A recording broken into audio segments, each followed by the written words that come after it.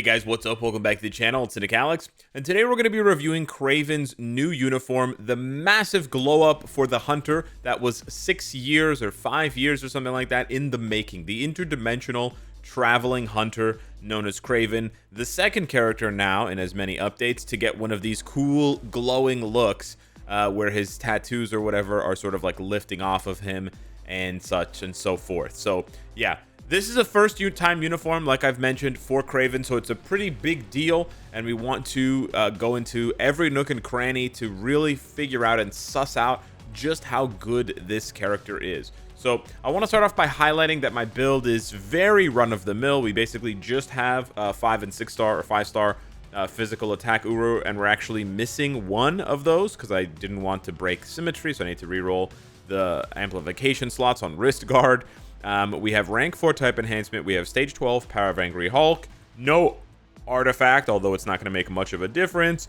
And we have a 180 proc obelisk, just like a regular proc obelisk. The web and the fire resist don't really matter, I guess, except for Mephisto World Boss Legend. And then, of course, we have the uniform rolled with lots of physical attack, HP, etc., etc. As far as what makes this uniform worthwhile, right? Of course, it's like a top to bottom 5 skill change for Kraven, brings his damage into the fold for 2023. But I think the main draw for this uniform is going to be extraordinary. No, not extraordinary senses. It's going to be on his uniform effect. Right, I forgot about that. Right here. Applies to allies with the Sinister 6 abilities. They get increased damage to supervillains and superheroes to the tune of 35%. And then they get skill damage and bonus damage to the tune of 30%. Now, this has been lost in time, but as a longtime MFF player, I remember the testing. So I just want to remind you guys that if a character already has a higher percentage of skill damage or bonus damage, these effects, the last effect there, won't apply. So what I mean to say is if you take a character like Green Goblin, who now has the Sinister 6 tag, and you go ahead and look at his skill damage bonus damage, which is right here. It's 25 and 15. Green Goblin stands to gain quite a bit from Kraven because he's going to get the 35 increased attack to or damage to villains and heroes, but he's also going to get 5% more skill damage and 15% more bonus damage. So that's really nice. Dr. Octopus, on the other hand, has the Sinister 6 tag for sure, but when we go ahead, holy crap, I can't press that X. When we go ahead and look at his skill damage bonus damage, he has 35 and 35. So that those are not going to stack and then push him up to 65 and 65. So Kraven's passive will only apply 2/3 of the effect, right? The uniform passive on Kraven will apply the full effect, all 3 effects for Green Goblin. But for Dr. Octopus, it's only going to apply the first 2, and it's basically going to ignore that 3rd line because the 30-30 is lower than Dr. Octopus's 35-35. So it's similar if you've tested with Scarlet Spider and how he buffs different Spider-Verse characters, but it doesn't have sort of universal applicability despite already only applying to specific allies, right? The Sinister 6 ability allies. Now, that's pretty much where it ends for Kraven, because unfortunately, nothing else in his kit really screams OP, despite the fact that he has accumulation on his 3rd skill, and he has, you know, buffs. He has a heal here. He doesn't have any, like, damage proc buffs. He doesn't have a really good... I actually don't even believe he has a frenzy buff at all. So, yeah, it can be a little difficult to max out his counting stats, crit rate and crit damage, just because he doesn't have... he doesn't have any frenzy buffs to buff his damage. But nonetheless, we're going to go ahead and test him out. But first, I'm actually curious. I want to see what the devs said for his skill, his practice combo. What do they want you to do? 5, wait for him to throw it, and then 3, and then 4. Okay, yeah, that pretty much makes sense. That's very in line with the rotation that I had figured out through my own testing. So let me exit out of this practice and show you guys essentially what this looks like. So for Kraven, what you're going to want to do is the 5th skill has a very long windup, so you're going to want to start with that. And as soon as he throws the net, you can cancel into the 3rd skill. As soon as you see the red smoke from the 3rd skill, you can cancel into the 4th skill. Now, if you're not fast enough, you can just instantly cancel the 3rd skill into the 4th skill before the red smoke. You do lose a few hits, but if you're not fast enough, you're not fast enough. And it's better to instant cancel and hit every proc than it is to try to get a few extra hits and miss some of your procs, right? So you're gonna wait for the throw, then the smoke, and then there you go. And that would be your proc. And you can see here on 3 targets, he gets about 200 hits, which is quite nice. It means he's getting about 70, close to 70 hits on each target, right? When you incorporate the 6th skill is where it gets a little bit more interesting, because what you're going to want to do is you're going to want to do 3, 5, 6, 3, and then 4. Because you can instant cancel 6, and as you can see, Rhino and Lizard are going to keep doing their thing and keep hitting off, and it's going to add about, 120 hits to your combo. It was 4 targets there instead of 3, so it gets a bit more complicated to calculate. But yeah, so that's basically the rotation for Kraven. But keep in mind that the primary use for Kraven is actually on the uniform. Nevertheless, as a support, right? And you can see here on the details page that they've very clearly marked him as a support. Nevertheless, let's take him into some content and see how he stacks up to Red Goblin and other characters. So we're going to go ahead and run basically the same team we ran yesterday for Red Goblin, except we're going to swap out Mystique for Kraven, okay? Now, keep in mind, in the case of Mystique versus Kraven as support types for Red Goblin, they're very similar. Very similar. Not the same. But I would say very similar, because Mystique gives you a little bit more increased damage to heroes and villains, and Kraven gives you the skill damage, bonus damage that Red Goblin needs. But yeah, this is basically what his damage looks like, and if you're not impressed by it, that is not surprising. His damage is pretty lackluster, despite having a 200% damage proc, and despite having a triple buff here. He has Green Goblin's lead. He has his lead and passive, right? He's got his own passive, and he's got the full value of Taskmaster's passive, because Kraven has the Weapon Master ability. So you really like physically could not give Kraven a better team up. You could give him a better Obelisk, you could give him a CTP. But in terms of like the team up, this is really as good as it gets for Kraven. And as you can see, he's kind of struggling.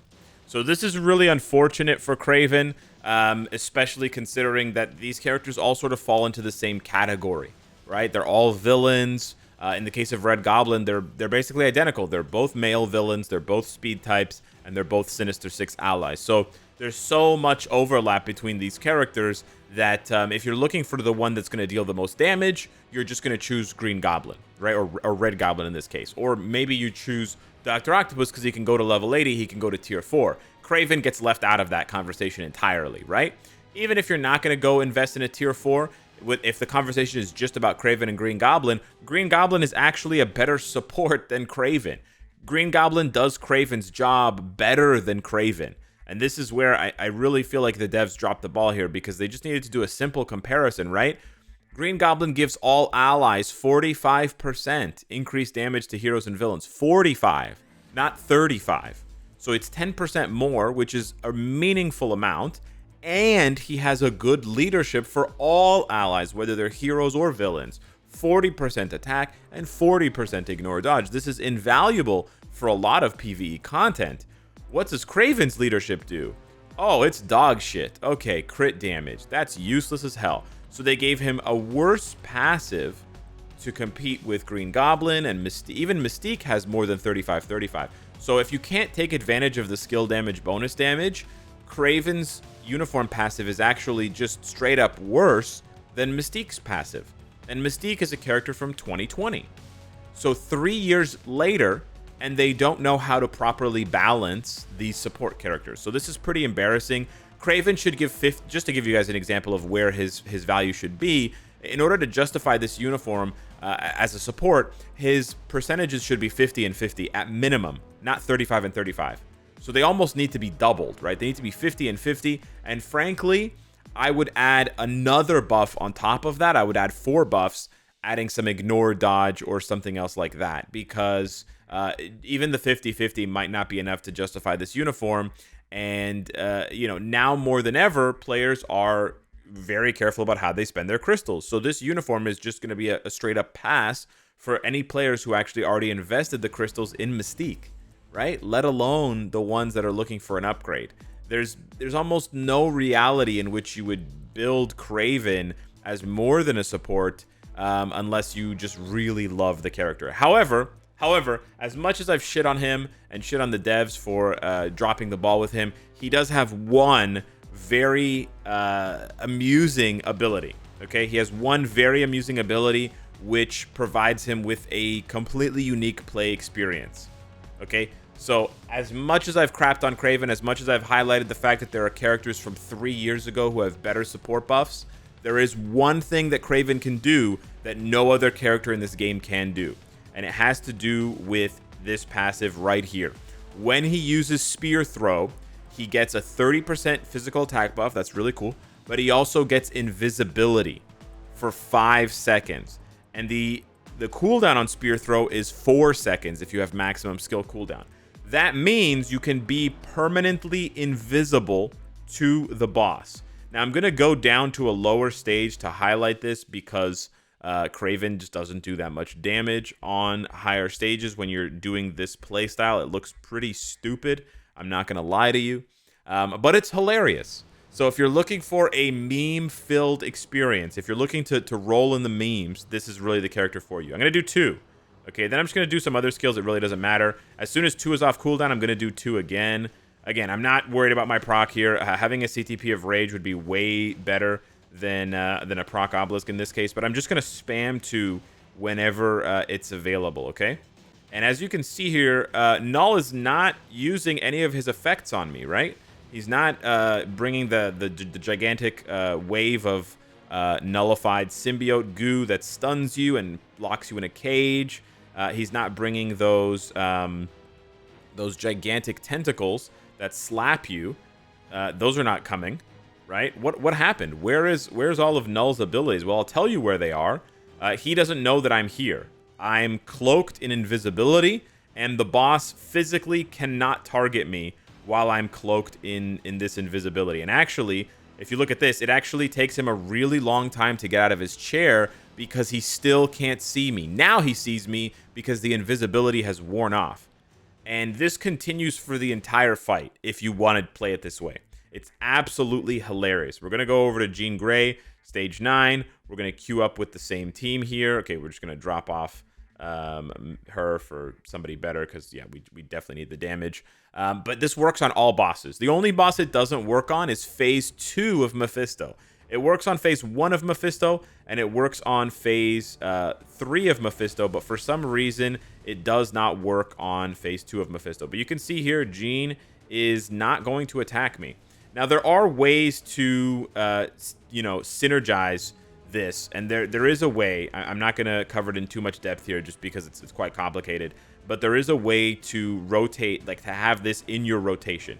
It can be difficult, and you can kind of drop it off sometimes, so it's not a foolproof plan, but there is a way to play Kraven with a damage proc and also with this spear throwing ability. So this could actually be a viable strategy. The problem is he just doesn't do that much damage. So for players who want a very easy, smooth experience where they can literally just ignore all of the boss's abilities, yeah, just slap a rage on your Kraven, and you can probably clear world boss while you're watching a TV show. I mean, in some cases, if you go to a low enough stage and you have enough Pierce and whatever, you could literally just sit here spamming 2, right? You could have one of those buttons that just presses the same place on the screen, and you could just sit here, right? As I'm doing something else, I'm talking to someone. I mean, obviously the damage is really awful on stage 9 of Jean, right? You'd want to do this on like stage 2 of Null or something like that. But yeah, this works completely, and I gotta say, it's pretty hilarious. I wish that Kraven did more damage, because then it would be even better, right? Like, the fact that he does such low damage is kind of a bummer for this strategy, because it's still kind of sad to see the boss literally not being able to move, and yet Kraven is still sort of tickling the boss, right? That kind of breaks my heart. You could probably use a bunch of tier 4 strikers on stage 2, and you could clear it even faster because you're just summoning them constantly. But look at this. Gore's going to do one attack, and then he's just never... Oh, he does that attack? Hold up. Hold up. All right. I don't think Gore's going to do any other attacks, though. Oh, he can see me. Oh, no. Gore can see me. Oh, no. Oh, no. Gore can see... Well, he can sort of see me. He's not doing the... He's not doing the attack where he sends that wave. He's not doing that attack. Oh, interesting. Gore can kind of see you. What a sneaky snake. What a sneaky dude. Wow. But yeah, you like if I get more used to it and I practice it, you can combo off a little bit, but you don't dodge like all of the stage mechanics, right? Like you're still gonna have the boss get enraged or whatever the case may be. Like, you know, even though Mephisto can't see you, he still gets the enrage bar filled up, etc., etc. So this is not like this is not completely autoplay world boss, but it's very close. It's very close, and unfortunately, like it's kind of sad because that fits Kraven so thematically. Right? Like it fits Kraven so thematically. Covert stalker, right? You do not see Kraven coming. He sneaks up on you. The problem is he just doesn't do enough damage to be like, it's like a hunter who refuses to punch you. He'll sneak up on you. He'll get the jump on you. He'll be right behind you and you'll be vulnerable, but then he won't punch you. Or he'll punch you and it's like, it's the weakest. It's like when you're punching someone in a dream and it seems like your punches are doing no damage. That's basically what it boils down to for Kraven. He's also like, I guess, an alternative for ABX if for some reason you really don't want to build Green Goblin or you want to build Green Goblin for PvP or something insane like that. I have heard that Kraven is decent for ABX, but again, why would you like... Kraven is probably the third best speed villain for ABX versus the God, right? So yeah, I feel like Kraven's in an awkward place. He has the meme ability, but otherwise, I think it's a massive skip for most players, unfortunately. Even if you're only valuing him as a support. So yeah, really wish the devs would have thought this through a little bit more carefully, especially because the art department just popped off with this design. The design's gorgeous, but yeah, it is what it is. Yeah. 50% is the minimum for this uniform to actually be like, if it was a 50-50 buff on the uniform passive with some ignore dodge, I would say this is like a must buy uniform for support passives, right? But yeah, it's as it stands now, it's not. And again, it only applies to Sinister 6 allies. So you'd only even be considering Kraven if you had Green Goblin tier 3, if you were going to tier 4 Dr. Octopus, because you want to surround Kraven with the most powerful characters that he's going to buff. Otherwise, you're better off using Taskmaster or Mystique or Shuri, right? Or Valkyrie. Those are just like far and away better options. So yeah, they definitely dropped the ball with Kraven. Sag. Hit me up in the comments down below. Let me know what you think. Thank you so much for watching. Smash the like button, and I'll see you in the next one. Take care.